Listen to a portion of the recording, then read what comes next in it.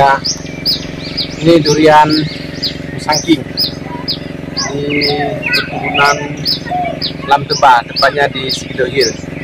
Di sini kita menanam durian musangking, ada sekitar yang sudah mulai ini yang berbunga, ini baru beberapa batang, tapi ini yang paling rajin ini.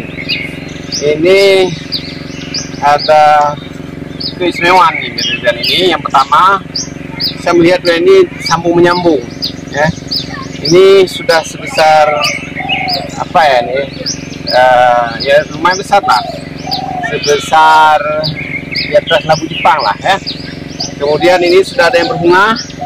Ini ada yang masih mengeluarkan kuncupnya. Nah, ini kuncupnya. Jadi ada 3 tingkatan. Ada yang berbunga, ada yang kuncup, ada yang sudah lumayan. Ini sekitar mungkin 3 bulan lagi ini sudah bisa kita nikmati, ya. Ini durian musangking, ya. Umurnya sekitar 4 tahun.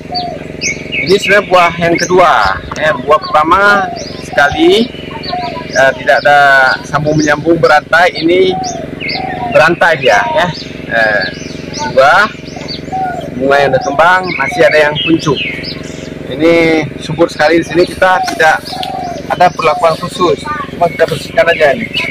Nggak ada kita cangkul, nggak ada kita pupuk kimia. Ini dengan pola organik. Paling kita buat perlakuan dengan pruning saja, ya.